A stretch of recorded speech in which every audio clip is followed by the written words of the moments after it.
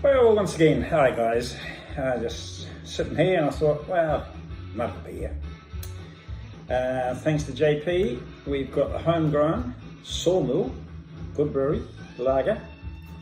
It says super crisp and straight up New Zealand lager. Only 4%, but Sawmill beers are normally pretty damn tasty. So, nice sunny day here today for winter. Not quite as warm as over there. Isn't that Laura would say? Beggars can't be choosers.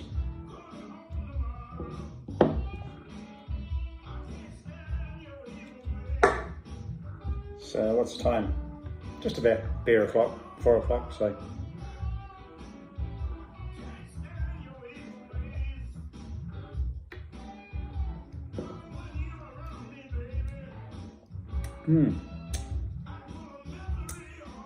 Quite a lot of flavour for only 4%.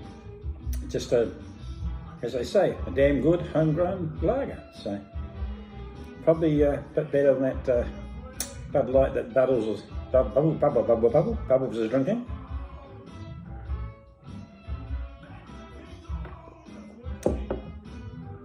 Well, so the kids will be back to school, I suppose, the time you see this.